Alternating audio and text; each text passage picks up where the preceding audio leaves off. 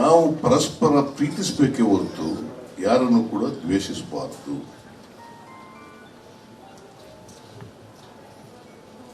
ಪರಸ್ಪರ ಪ್ರೀತಿಸ ಪ್ರವೃತ್ತಿಯನ್ನು ಪ್ರತಿಯೊಬ್ಬರು ಕೂಡ ಬೆಳೆಸ್ಕೊಂಡ್ರೆ ಸಮಾಜದಲ್ಲಿ ಶಾಂತಿ ನೆಲೆಸಲಿಕ್ಕೆ ಸಾಧ್ಯ ಆಗ್ತದೆ, ಎಲ್ರಿಗೂ ನ್ಯಾಯ ಸಿಗಲಿಕ್ಕೆ ಸಾಧ್ಯ ಆಗ್ತದೆ, ಪರಸ್ಪರ ಭ್ರಾತೃತ್ವ ಬೆಳೀಲಿಕ್ಕೆ ಸಾಧ್ಯ ಆಗ್ತದೆ. ಅದಕ್ಕೋಸ್ಕರ ನಾನು ನಿಮ್ಗೆಲ್ಲ ಗೊತ್ತಿರಬೇಕು ಅಂತ ಅನ್ಕೊಂಡಿದ್ದೀನಿ. ನಾನು ಸ್ಟೀಫನ್ ಹಾಕಿಂಗ್ ಒಂದು ಪುಸ್ತಕ ಬರೆದಿದ್ದಾರೆ. ಸ್ಟೀಫನ್ ಹಾಕಿಂಗ್ ಅವರು ವಿಶ್ವ ಕಂಡಂತ ಮಹಾ ವಿಜ್ಞಾನಿ. ಅವರು ಒಂದು ಪುಸ್ತಕ ಬರೆದಿದ್ದಾರೆ. ಆ ಪುಸ್ತಕದ ಹೆಸರು ಏನಪ್ಪಾ ಅಂತಂದ್ರೆ brief answers to the big questions. Brief answers to the big questions. ಅದರಲ್ಲಿ ಬಹಳ ವಿವರವಾಗಿ ಹೇಳಿದ್ದಾರೆ. 5 ಪ್ರಮುಖವಾಗಿ ಕಾರಣಗಳನ್ನ ಕೊಟ್ಟು ಮನುಷ್ಯ ಅಂತಕ್ಕಂಥ ಜೀವಿ ಉಳಿಬೇಕಾದ್ರೆ ಬೇರೆ ಗ್ರಹಗಳನ್ನು ಹುಡುಕೊಂಡು ಹೋಗ್ಬೇಕಾದಂತ ಪರಿಸ್ಥಿತಿ ಬರಬಾರದು. ಈ ಗ್ರಹದಲ್ಲೇ ಉಳಿಬೇಕು ಅನ್ನೋದಾದ್ರೆ, ಈ ಭೂಮಿ ಮೇಲೆ ಉಳಿಬೇಕು ಅನ್ನೋದಾದ್ರೆ ನಾವೆಲ್ಲರೂ ಕೂಡ ಪರಸ್ಪರ ಪ್ರೀತಿ ವಿಶ್ವಾಸದಿಂದ ಮನುಷ್ಯರಾಗಿ ಬಾಳ್ತಕ್ಕಂಥ ಪ್ರಯತ್ನವನ್ನು ಮಾಡಬೇಕು. ಇಲ್ಲೇ ಹೋದರೆ ಸಮಾಜದಲ್ಲಿ ಕ್ಷೋಭೆ ಶುರುವಾಗಿ ಇಡೀ ಸಮಾಜವೇ ಅಳಿತಕ್ಕಂಥ ಪರಿಸ್ಥಿತಿ ನಿರ್ಮಾಣ ಆಗ್ತದೆ ಅಂತಕ್ಕಂಥದ್ದನ್ನ ಬಹಳ ಸ್ಪಷ್ಟವಾಗಿ ಸ್ಟೀಫನ್ ಹಾಕಿಂಗ್ ಅವರು ಹೇಳಿದ್ದಾರೆ. ಅವರು ಅನೇಕ ಆತಂಕಗಳನ್ನ ವ್ಯಕ್ತ ಮಾಡಿದ್ದಾರೆ. ಅವರ ಪುಸ್ತಕದಲ್ಲಿ ಅನೇಕ ಆತಂಕಗಳನ್ನ ವ್ಯಕ್ತ ಮಾಡಿದ್ದಾರೆ. ಇವತ್ತು ಕೋಮು ಸೌಹಾರ್ದತೆ ಇದೆಯಲ್ಲ, ಆ ಕೋಮು ಸೌಹಾರ್ದತೆ ಉಳಿಬೇಕು. ಕೋಮು ಸೌಹಾರ್ದತೆ ಉಳಿಬೇಕು. ಈ ಕೋಮು ಸೌಹಾರ್ದತೆ ಉಳಿದೇ ಹೋದ್ರೆ ಸಮಾಜದಲ್ಲಿ ವಿಭಾಗ ಆಗಿ ಸಮಾಜ ನಾವು ಅಂತ್ಯವನ್ನ ಕಾಣ್ತಕ್ಕಂಥ ಪರಿಸ್ಥಿತಿ ನಿರ್ಮಾಣ ಆಗ್ತದೆ ಅಂತಕ್ಕಂಥ ಮಾತುಗಳನ್ನ ಅವರು ಬಹಳ ಸ್ಪಷ್ಟವಾಗಿ ಹೇಳಿದ್ದಾರೆ.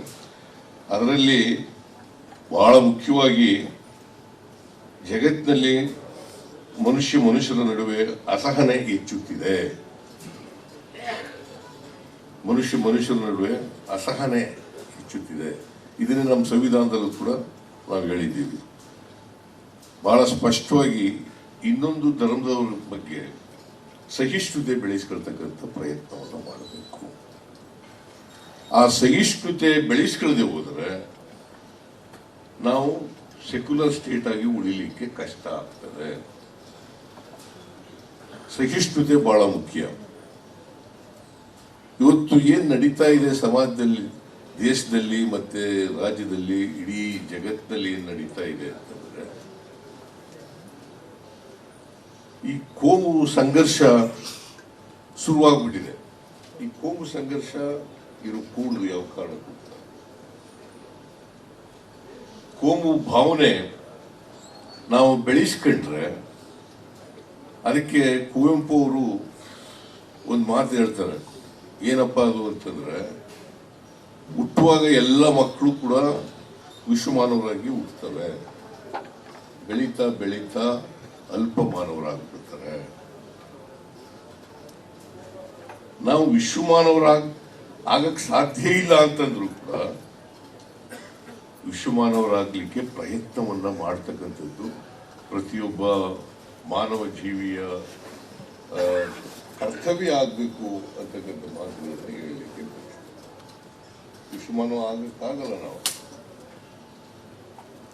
ವಿಶ್ವಮಾನವರು ಭಾರಿ ಕಷ್ಟದ ಕೆಲಸ. ಆದರೆ ವಿಶ್ವಮಾನವ ಆಗ್ತಕ್ಕಂಥ ದಾರಿನಲ್ಲಿ ನಡಿಲಿಕ್ಕೆ ಕಷ್ಟ ಏನಿಲ್ಲ. ಆ ಕೆಲಸವನ್ನ ಮಾಡಿದ್ರೆ ಸಮಾಜಕ್ಕೆ ನಾವು ನಮ್ಮ ಜೀವಿತ ಕಾಲದಲ್ಲಿ ಕೊಡುಗೆಯನ್ನು ಕೊಟ್ಟಾಗ ಆಗ್ತದೆ ಅಂತಕ್ಕಂಥ ಮಾತುಗಳನ್ನ ಈ ಸಂದರ್ಭದಲ್ಲಿ ಅದರಿಂದ ಈ ಅಸಹನೆ ಬೆಳೆಸ್ಕೊಳ್ತಕ್ಕಂಥದ್ದು ಇರಬಾರದು.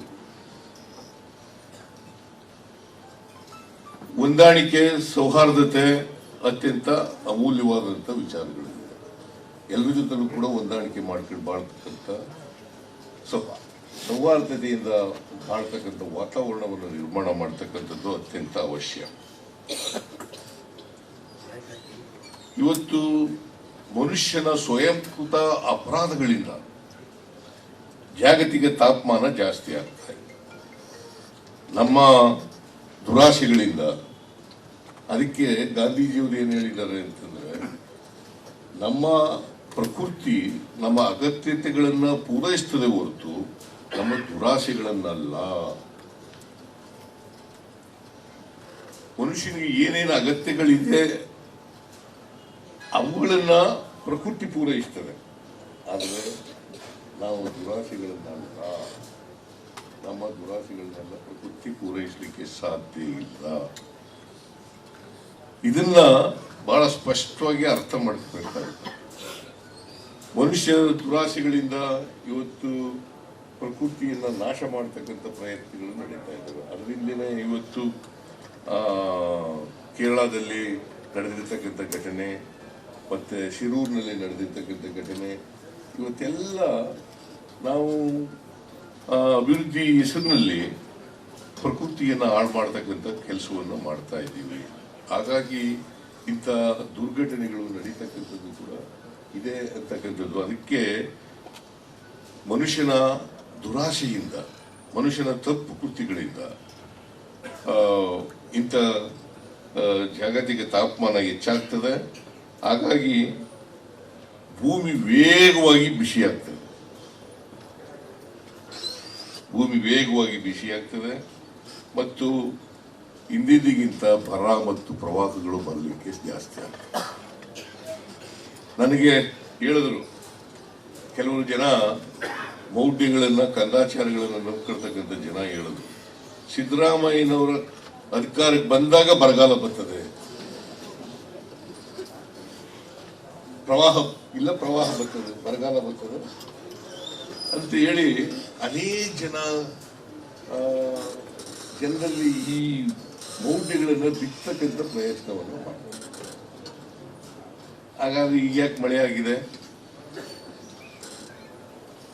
ನಾನೇ ಚೀಫ್ ಮಿನಿಸ್ಟರ್ ಅಲ್ಲ, ಈಗ ಸಿದ್ದರಾಮಯ್ಯನವರ ಕಾಲು ಗುಣದಿಂದ ಬರ ಬಂದ್ಬಿಡ್ತದೆ. ಅದು ಏನು ಸಾರ್ವಜನಿಕ ಜೀವನದಲ್ಲಿ ಇರ್ತಕ್ಕಂಥವ್ರು ಹೇಳ್ತಕ್ಕಂಥ ಮಾತುಗಳು ಇವು. ನಾನ್ ಚೀಫ್ ಮಿನಿಸ್ಟರ್ ಆಗಿರ್ಲಿ, ಇನ್ನೊಬ್ಬ ಚೀಫ್ ಮಿನಿಸ್ಟರ್ ಆಗಿರ್ಲಿ, ಅಥವಾ ಇನ್ಯಾರೇ ಚೀಫ್ ಮಿನಿಸ್ಟರ್ ಆಗಿರ್ಲಿ, ಪ್ರಕೃತಿ ವಿಕೋಪ ಬರಲಿಕ್ಕೆ ಆದರೆ ನಾವು ಇದಕ್ಕೆ ಯಾರೋ ವ್ಯಕ್ತಿ ಜವಾಬ್ದಾರರು, ಯಾರಿಂದ ಬಂದಿದೆ ಇದು ಅಂತ ಹೇಳ್ತಕ್ಕಂಥದ್ದಿಲ್ಲ. ಇದು ಜನರಲ್ಲಿ ಮೌಢ್ಯಗಳನ್ನ ಬಿತ್ತಕ್ಕಂಥ, ಅವರಲ್ಲಿ ಈ ರೀತಿಯಾದಂಥ ಭಾವನೆಗಳು ನಿರ್ಮಾಣ ಮಾಡ್ತಕ್ಕಂಥ ಒಂದು ಕುಟಿಲ ಪ್ರಯತ್ನ ಅಂತಕ್ಕಂಥ ಮಾತುಗಳನ್ನ ಹೇಳಲಿಕ್ಕೆ ಬಯಸ್ತಾ ಇದ್ದಾರೆ. ಅದರಿಂದ ನಾವ್ಯಾರು ಕೂಡ ಇಂಥ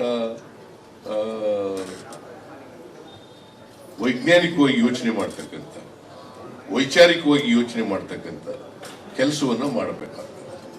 ಯಾರಿಗೆ ವೈಚಾರಿಕ, ಅದಕ್ಕೆ ನಾನು ಅನೇಕ ಸಾರಿ ಹೇಳ್ತಾ ಇರ್ತೀನಿ, ನಮ್ಮ ಶಿಕ್ಷಣ ಇದೆಯಲ್ಲ ವೈಚಾರಿಕತೆಯನ್ನು ಬೆಳೆಸೋದಿಲ್ಲ, ನಮಗೆ ವೈಜ್ಞಾನಿಕತೆಯನ್ನು ಬೆಳೆಸೋದಿಲ್ಲ. ಬಹಳ ಜನ ಮೆಡಿಕಲ್ ಓದಿರ್ತಾರೆ, PhD ಮಾಡಿರ್ತಾರೆ, ವಿಜ್ಞಾನ ಓದಿರ್ತಾರೆ, ಅವರು ಕೂಡ ಮೌಢ್ಯಗಳನ್ನ ಆಚರಣೆ ಮಾಡ್ತಕ್ಕಂಥ ಕೆಲಸವನ್ನು ಮಾಡ್ತಾರೆ. ಬಹಳ ಜನ ಈಗ ಬುದ್ಧ ಬಸವನ ಕಾಲದಲ್ಲೇ, ಆ ಬುದ್ಧನ ಕಾಲದಲ್ಲೇನೆ ಕಂದಾಚಾರ ತಿರಸ್ಕಾರ ಮಾಡಿದ್ರು. ಕರ್ಮ ಸಿದ್ಧಾಂತವನ್ನ ತಿರಸ್ಕಾರ ಮಾಡಿದ್ರು ಅಲ್ಲ. ಈಗ ಮತ್ತೆ ಕರ್ಮ ಸಿದ್ಧಾಂತವನ್ನ ನಂಬ್ಕೊಳ್ತಕ್ಕಂಥದ್ದು ಇದೆಯಲ್ಲ, ಅದು ಅಪಾಯಕಾರಿ ಅಂತಕ್ಕಂಥದ್ದನ್ನ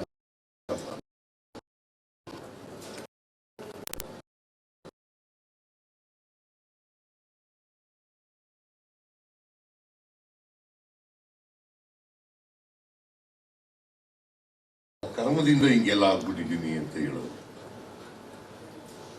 ಈ ಕರ್ಮ ಸಿದ್ಧಾಂತವನ್ನ ಬಸವಣ್ಣವ್ರ ಕಾಲದಲ್ಲೇನೆ ತಿರಸ್ಕಾರ ಮಾಡಿದರು 850 ವರ್ಷಗಳ ಹಿಂದೆ. ಈಗಲೂ ಅದನ್ನ ನಂಬ್ಕೊಳ್ತಕ್ಕಂಥದ್ದು ಇದೆಯಲ್ಲ, ಅದನ್ನ ಪ್ರತಿಪಾದನೆ ಮಾಡ್ತಕ್ಕಂಥದ್ದು ಇದೆಯಲ್ಲ, ಇದು ಮನುಕುಲಕ್ಕೆ ಬಹಳ ಅಪಾಯಕಾರಿ ಅಂತಕ್ಕಂಥದ್ದನ್ನ ನಾವೆಲ್ಲರೂ ಕೂಡ ಅರ್ಥ ಮಾಡ್ಕೋಬೇಕಾಗ್ತದೆ. ಹಾಗಾಗಿ ಇವತ್ತು ಜಗತ್ತಿನಲ್ಲಿ ಭಯೋತ್ಪಾದನೆ ಹೆಚ್ಚಾಗ್ತಾ ಇದೆ. ಯಾಕೆ ಹೆಚ್ಚಾಗ್ತಾ ಇದೆ? ನಾವು ಗಾಂಧಿ ವಿಚಾರಗಳನ್ನ ಮರಿತಾ ಇದ್ದೀವಿ, ಗಾಂಧಿ ವಿಚಾರಧಾರೆಯನ್ನ ಮರಿತಾ ಇದ್ದೀವಿ, ಅದನ್ನ ಅಳವಡಿಸ್ಕೊಳ್ತಕ್ಕಂಥ ಪ್ರಯತ್ನವನ್ನ ಮಾಡಿಲ್ಲ. ಗಾಂಧೀಜಿಯವರು ಇನ್ನೊಂದು ಮಾತು ಹೇಳಿದ್ರು, ನಾವು ಯಂತ್ರಗಳ ಗುಲಾಮರಾಗಬಾರದು, ಯಂತ್ರಗಳನ್ನು ನಿಯಂತ್ರಣ ಮಾಡತಕ್ಕಂಥ ಶಕ್ತಿ ನಮಗಿರ್ಬೇಕು, ಅದ್ರ ಜೊತೆಗೆ ಕೈ ಕಾಲುಗಳಿಗೆ ಕೆಲಸ ಕೊಡ್ತಕ್ಕಂಥದ್ದನ್ನು ಕೂಡ ಮಾಡಬೇಕಾಗ್ತದೆ. ಹಾಗಂತೇಳಿ ಯಂತ್ರಗಳನ್ನೇ ಬಳಸಬಾರದು ಅಂತ ನಾನು ಹೇಳಕ್ ಹೋಗಲ್ಲ. ಯಂತ್ರಗಳನ್ನು ಬಳಸಿ, ಆದರೆ ಅವು ನಿಮ್ಮ ನಿಯಂತ್ರಣದಲ್ಲಿ ಇರಬೇಕು ಅಂತಕ್ಕಂಥ ಮಾತುಗಳನ್ನು ಹೇಳಿದ್ರು. ಅದಕ್ಕೆ ಇನ್ನೊಂದು ಮಾತನ್ನ ಗಾಂಧೀಜಿಯವರು ಹೇಳಿದ್ದು ಅಂತ ಏನಪ್ಪಾ ಅಂತಂದ್ರೆ, ಗ್ರಾಮ ಸುರಾಜ್ಯ ಆಗ್ಬೇಕು, ಗ್ರಾಮ ಸುರಾಜ್ಯ ಆಗ್ಬೇಕು. ಅದರ ಜೊತೆಗೆ ಯಾರು ಸಮಾಜದಲ್ಲಿ ದುರ್ಬಲ ವರ್ಗದ ಜನ ಇದ್ದಾರೆ, ಆ ದುರ್ಬಲ ವರ್ಗದ ಜನರಿಗೆ ಯಾವುದೇ ಧರ್ಮ ಜಾತಿ ಸೇರಿರಲಿ, ಅವರೆಲ್ಲರಿಗೂ ಕೂಡ ವಿಶೇಷವಾಗಿ ಮಹಿಳೆಯರಿಗೆ ಸಾಮಾಜಿಕ ಆರ್ಥಿಕ ಶಕ್ತಿಯನ್ನು ತುಂಬತಕ್ಕಂಥ ಕೆಲಸ ಆಗಬೇಕು. ಬಹುಶಃ ನಿಮ್ಗೆಲ್ರಿಗೂ ಗೊತ್ತಿದೆ, ಹೆಣ್ಮಕ್ಳು ರಾತ್ರಿ 12 ಗಂಟೆ ರಾತ್ರಿನಲ್ಲಿ ನಿರ್ಭಯದಿಂದ ತಿರುಗಾಡ್ತಕ್ಕಂಥ ವ್ಯವಸ್ಥೆ ನಿರ್ಮಾಣ ಆಗುತ್ತೆ. ರಾತ್ರಿ 12 ಗಂಟೆನಲ್ಲಿ ಈ ದೇಶದ ಮಹಿಳೆಯರು ನಿರ್ಭಯವಾಗಿ ತಿರುಗಾಡ್ತಕ್ಕಂಥ ವ್ಯವಸ್ಥೆ ಆಗ್ಬೇಕು. ಆಗ ಮಾತ್ರ ಸ್ವಾತಂತ್ರ್ಯ ಬಂದದಕ್ಕೆ ಸಾರ್ಥಕ ಆಗ್ತದೆ, ಇಲ್ಲದಿದ್ರೆ ಆಗಲ್ಲ. ಅದಕ್ಕೆ ಗಾಂಧಿ ಅಂಬೇಡ್ಕರ್ ಅವರು ಏನ್ ಹೇಳಿದರು ಅಂತಂದ್ರೆ, ನಾವು ಅಸಮಾನತೆಯನ್ನು ತೊಲಗಿಸ್ಬೇಕು. ಅಸಮಾನತೆಯನ್ನು ತೊಲಗಿಸದೆ ಹೋದ್ರೆ ಸಮಸಮಾಜ ನಿರ್ಮಾಣ ಆಗಲಿಕ್ಕೆ ಸಾಧ್ಯ ಇಲ್ಲ. ಸಮಸಮಾಜ ನಿರ್ಮಾಣ ಆಗ್ಬೇಕಾದ್ರೆ ಅಸಮಾನತೆ ತೊಲಗಲೇಬೇಕು. ಅದಕ್ಕೆ ನಮಗೆ ಬಹಳ ಹಿಂದೆನೆ, ನಿಮಗೆ 1949 ನವೆಂಬರ್ 25ನೇ ತಾರೀಕು ಕಾನ್ಸ್ಟಿಟ್ಯೂಂಟ್ ಅಸೆಂಬ್ಲಿನಲ್ಲಿ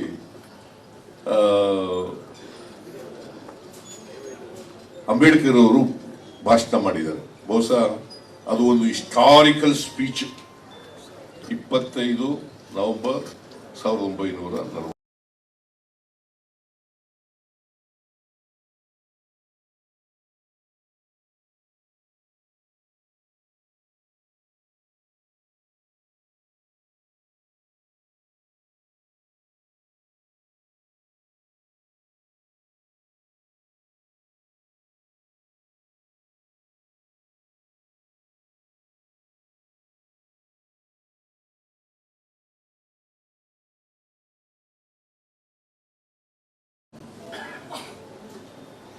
ಈ ವೈರುಧ್ಯತೆ ಇರ್ತಕ್ಕಂಥ ಸಮಾಜ ಅಂದ್ರೆ ಏನಪ್ಪಾ ಅಂತಂದ್ರೆ, ಸಮಾಜದಲ್ಲಿ ಬಡತನ ಇದೆ, ಶ್ರೀಮಂತರಿದ್ದಾರೆ, ಜಾತಿ ವ್ಯವಸ್ಥೆ ಇದೆ, ಮೇಲು ಕೀಳು ಎಲ್ಲ ಇದೆ. ಈ ಮೇಲು ಕೀಳು ಅಸಮಾನತೆ ಇವತ್ತು ಸಮಾಜದಲ್ಲಿ ಇದೆ. ಇಂಥ ಅಸಮಾನತೆ ಇರ್ತಕ್ಕಂಥ ಸಮಾಜಕ್ಕೆ, ವೈರುಧ್ಯತೆ ಇರ್ತಕ್ಕಂಥ ಸಮಾಜಕ್ಕೆ ನಾವು ಕಾಲಿಡ್ತಾ ಇದ್ದೀವಿ. ಈ ಅಸಮಾನತೆ ತೊಲಗಿಸ್ತೇನೆ ನಾವು ಸಮ ಸಮಾಜವನ್ನು ನಿರ್ಮಾಣ ಮಾಡಲಿಕ್ಕೆ ಸಾಧ್ಯ ಇಲ್ಲ. ಬುದ್ಧ ಬಸವ ಬಯಸಿದಂತ, ಗಾಂಧೀಜಿ ಬಯಸಿದಂತ ಸಮಾಜವನ್ನು ನಿರ್ಮಾಣ ಮಾಡಲಿಕ್ಕೆ ಸಾಧ್ಯ ಇಲ್ಲ. ಬಹಳ ಸ್ಪಷ್ಟವಾಗಿ ಅವರ ಮಾತುಗಳಲ್ಲಿ ಈ ದೇಶದ ಎಲ್ಲ ನಾಗರಿಕರಿಗೆ, ಜನರಿಗೆ ಎಚ್ಚರಿಕೆಯನ್ನ ಅವತ್ತೇ ಕೂಡ ಕೊಟ್ಟಿದ್ದಾರೆ. ಸೊ ಇವತ್ತು ಧರ್ಮದ ಹೆಸರಿನಲ್ಲಿ, ಜಾತಿ ಹೆಸರಿನಲ್ಲಿ ಸಮಾಜವನ್ನು ಒಳಿತಕ್ಕಂಥ ಪ್ರಯತ್ನಗಳು ನಡೀತಾ ಇದ್ದವು.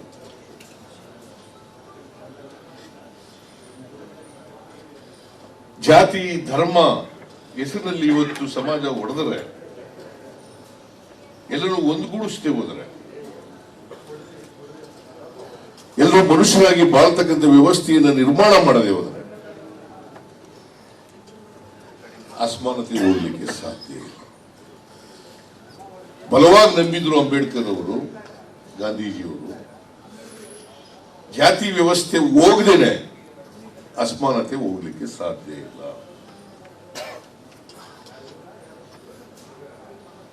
ಈ ಜಾತಿ ವ್ಯವಸ್ಥೆಯ ಕಾರಣಕ್ಕೋಸ್ಕರನೇ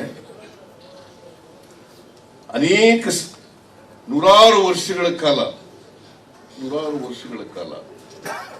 ಬಹುಸಂಖ್ಯಾತ ಜನರು ಅಕ್ಷರ ಸಂಸ್ಕೃತಿಯಿಂದ ವಂಚಿತರಾದರು.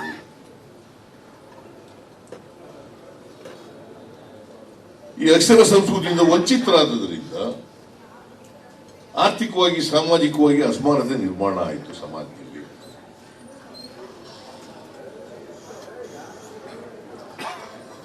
ಅಂಬೇಡ್ಕರ್ ಅವರು ಕೂಡ ಇದನ್ನು ಬಲವಾಗಿ ಪ್ರತಿಪಾದನೆ ಮಾಡಿದ್ರು. ಗಾಂಧೀಜಿಯವರು ಕೂಡ ಜಾತಿ ಹೋಗದೇನೆ ಈ ದೇಶದಲ್ಲಿ ಸಮಾನತೆ ಬರಲಿಕ್ಕೆ ಸಾಧ್ಯ ಇಲ್ಲ. ಬಹಳ ಜನ ನೋವಿನ ಸಂಗತಿ ಏನಪ್ಪಾ ಅಂತಂದ್ರೆ, ವಿದ್ಯಾವಂತರೇ ಜಾತಿ ಮಾಡ್ತಕ್ಕಂಥ ಪರಿಸ್ಥಿತಿ ಇವತ್ತು ನಿರ್ಮಾಣ ಆಗ್ತಾ ಇದೆ. ಇದು ಬಹಳ ನೋವಿನ ಸಂಗತಿ. ವಿದ್ಯಾವಂತರೇ ಜಾತಿ ಮಾಡೋದು. ಬಹುಶಃ ರಾಜಕಾರಣದಲ್ಲಿರೋರಿಗೆ ಇದು ಅನುಭವ ಜಾಸ್ತಿ ಆಗಿದೆ. ನಾನು ನಿಮಗೆ ಅಪ್ಪ ನಾಗರಾಜನ್ ಅವ್ರಿಗೆ ಆಗಿಲ್ಲ ಅಂತಲ್ಲ, ನೀವು ಆಗ್ಲೇ ಬಹಳ ವರ್ಷಗಳಿಂದ ಅಂತರ್ಜಾತಿ ಮದುವೆ ಮಾಡ್ಕೊಂಡಿದ್ದೀರಿ.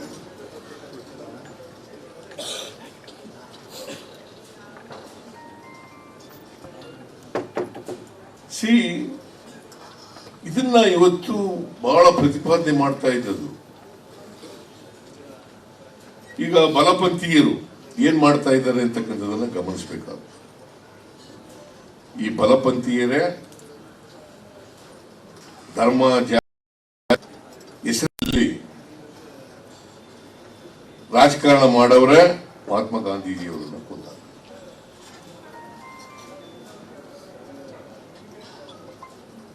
ಯಾಕೆ ಕೊಂದಾಕಿದ್ದು? ಆ ಕೊಂದಾಕಿದವರು ಗೋಡ್ಸೆ ಅಂತೇವರನ್ನ ಪೂಜಿಸ್ತಾರೆ.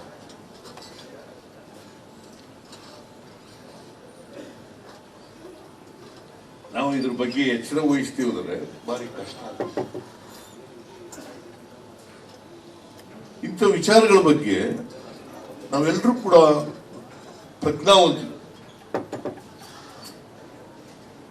ನಾನು ಬುದ್ಧಿವಾದ ಹೇಳ್ತಾ ಇಲ್ಲ, ಬಟ್ ಪ್ರಜ್ಞಾ ಇಂಥ ವಿಚಾರಗಳ ಬಗ್ಗೆ ಗಮನ ಹರಿಸ.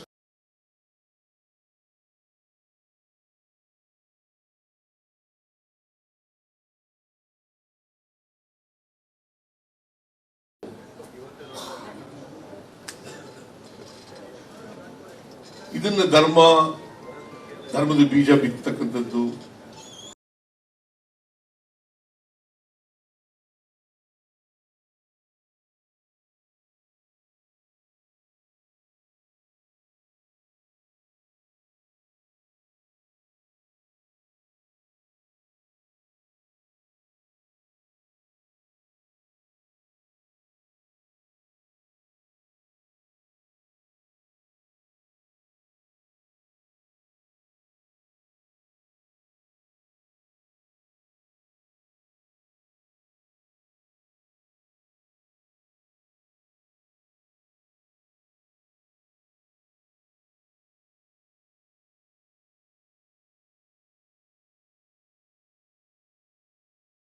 ಬಲವಾದಂತ ನಂಬಿಕೆ ಇಟ್ಕೊಂಡಿರ್ತಕ್ಕಂಥದ್ದು. ನಾನು ಅದಕ್ಕೆ ಗಾಂಧಿ ವಿಚಾರಗಳು ಎಲ್ರಿಗೂ ತಿಳಿಬೇಕು, ಗೊತ್ತಾಗಬೇಕು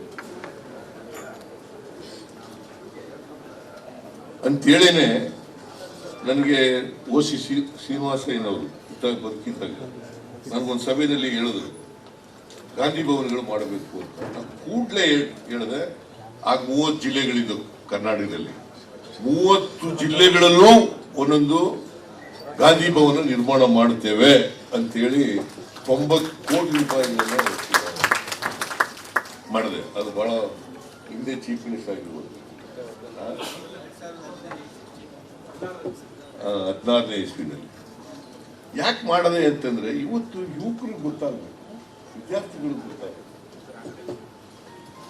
ಗಾಂಧಿ, ಅಂಬೇಡ್ಕರ್, ಬುದ್ಧ, ಬಸವ ಇವರೆಲ್ಲ ಗೊತ್ತಾಗ್ಬೇಕಲ್ಲ. ಅದಕ್ಕೆ ಅಂಬೇಡ್ಕರ್ ಬಹಳ ಚೆನ್ನಾಗಿ ಹೇಳಿದ್ದಾರೆ, ಯಾರಿಗೆ ಇತಿಹಾಸ ಗೊತ್ತಿರಲ್ಲ ಅವ್ರು ಯಾರು ಕೂಡ ಭವಿಷ್ಯ ನಿರ್ಮಾಣ ಮಾಡಕ್ಕೆ ಸಾಧ್ಯ. ಇತಿಹಾಸ ಗೊತ್ತಿರೋರು ಮಾತ್ರ ಭವಿಷ್ಯ ನಿರ್ಮಾಣ ಮಾಡಲಿಕ್ಕೆ ಸಾಧ್ಯ, ಆಧುನಿಕ ಸಮಾಜವನ್ನು ನಿರ್ಮಾಣ ಮಾಡಲಿಕ್ಕೆ ಸಾಧ್ಯ, ಮನುಷ್ಯತ್ವ ಇರ್ತಕ್ಕಂಥ ಸಮಾಜವನ್ನು ನಿರ್ಮಾಣ ಮಾಡಲಿಕ್ಕೆ ಸಾಧ್ಯ.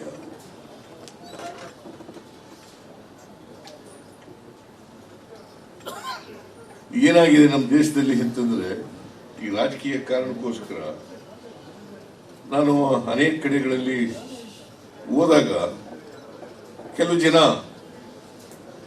ಬಲಪಂಥೀಯರ ಪರವಾಗೂ ಕೂಡ ಘೋಷಣೆಗಳನ್ನು ಕೂಗ್ಲಿಕ್ಕೆ ಮಾಡ್ತಾರೆ.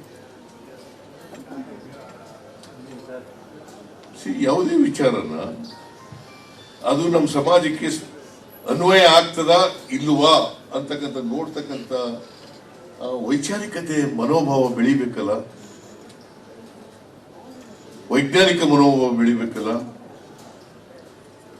ಅದಕ್ಕೋಸ್ಕರನೇ ನೆಹರೂರವರು ಬದುಕಿರುವಾಗ ಈ ಸಮಾಜದಲ್ಲಿ ವೈಜ್ಞಾನಿಕತೆ ಬೆಳಿಬೇಕು ಅಂತೇಳಿ ಬಹಳ ಪ್ರಯತ್ನಗಳನ್ನು ಮಾಡ್ತಾರೆ. ನಮಗೆ ವೈಜ್ಞಾನಿಕ ಶಿಕ್ಷಣದಿಂದ ವೈಜ್ಞಾನಿಕ ಮನೋಭಾವ ಮತ್ತು ವೈಚಾರಿಕ ಮನೋಭಾವ ಬೆಳೀದೇ ಹೋದರೆ ನಾವು ಮನುಷ್ಯ ಸಮಾಜವನ್ನು ನಿರ್ಮಾಣ ಮಾಡಲು ಭಾರಿ ಕಷ್ಟ. ಅದಕ್ಕೆ ಮಹಾತ್ಮ ಗಾಂಧೀಜಿಯವರು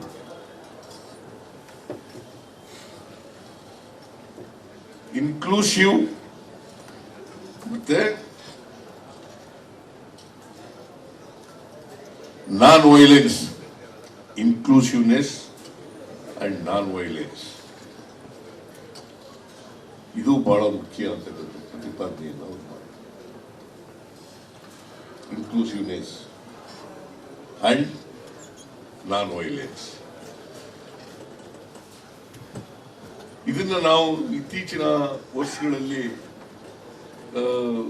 ವಿಮುಖರಾಗ್ತಾ ಇದ್ದೀವಿ ಅಂತ ಅನ್ಸುತ್ತೆ ಸಮಾಜವನ್ನು ನೋಡಿದಾಗ. ನಾವು ಗಾಂಧಿ ವಿಚಾರಗಳು, ಅಂಬೇಡ್ಕರ್ ವಿಚಾರಗಳು, ಬುದ್ಧ ಬಸವನ ವಿಚಾರಗಳು, ಅವುಗಳನ್ನ ಪಾಲನೆ ಮಾಡ್ತಕ್ಕಂಥ ಪ್ರಯತ್ನ ಮಾಡಿದ್ರೆ, ಪ್ರಾಮಾಣಿಕವಾಗಿ ಪ್ರಯತ್ನವನ್ನು ಮಾಡಿದ್ರೆ, ಊಟಾಟಿಕೆ ಪ್ರಯತ್ನ ಅಲ್ಲ, ಪ್ರಾಮಾಣಿಕ ಪ್ರಯತ್ನವನ್ನು ಮಾಡಿದ್ರೆ ಒಂದು ಉತ್ತಮವಾದಂಥ ಸಮಾಜವನ್ನು ನಿರ್ಮಾಣ ಮಾಡಲಿಕ್ಕೆ ಸಾಧ್ಯ. ಹಾಗಾಗಿ ಇವತ್ತಿನ ವಿಚಾರ ಸಂಕಿರಣ ಯಶಸ್ವಿಯಾಗಲಿ ಅಂತೇಳಿ ನಾನು ಭಾವಿಸ್ತೇನೆ. ಅಲ್ಲಿ ಮೂಡಿ ಬರ್ತಕ್ಕಂಥ ಸಲಹೆಗಳು, ವಿಚಾರಗಳು ವಿಶೇಷವಾಗಿ ಯುವ ಜನರಿಗೆ ತಲುಪಿಸ್ತಕ್ಕಂಥ ರೀತಿಯಲ್ಲಿ ಪ್ರಯತ್ನವನ್ನು ಮಾಡ್ತಾರೆ. ಇವತ್ತು ಯುವ ಜನರು ಬದಲಾವಣೆ ಆಗ್ಬೇಕಾದ್ರೆ ನಾನು ಯಾವುದನ್ನೇ ಈಗ ನಮ್ಮ ಸರ್ಕಾರ ಏನ್ ಮಾಡಿದೆ ಅಂತಕ್ಕಂಥದ್ರ ಬಗ್ಗೆ ಮಾತಾಡಕ್ ಹೋಗಲ್ಲ.